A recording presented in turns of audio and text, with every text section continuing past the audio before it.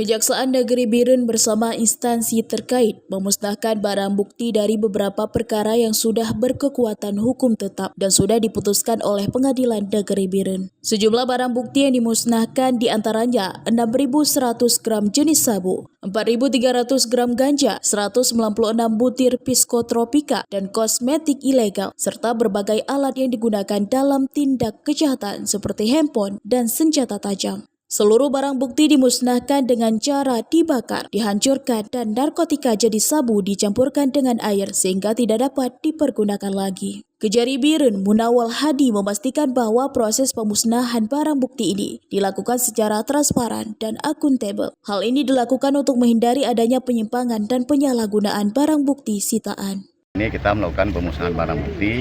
Ini yang berasal dari tindak pidana narkotika, tindak pidana dari orang dan harta benda, tidak terikat tertibum, dan tindak pidana umum lainnya. Yang ada beberapa barang bukti yang kita musnahkan hari ini, antara lain sabu seberat 6 kilo lebih, ganja sekitar 4 kilo lebih, ada psikotropika sekitar 196 butir, dan barang bukti lainnya. Kalau kita lihat dari tahun-tahun dari 2023, 2022, 2020 ke 2023 ada peningkatan.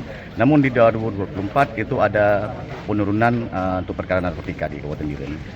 Pelaksanaan pemusnahan barang bukti merupakan bagian dari tugas dan kewenangan Jaksa Penuntut Umum sebagaimana dimaksud dalam Pasal 1 Angka 6 huruf A dan B KUHP, yaitu dalam hal melaksanakan putusan pengadilan dan melaksanakan penetapan hakim. Dari Kabupaten Biren, Raisul Barit melaporkan untuk Puja TV.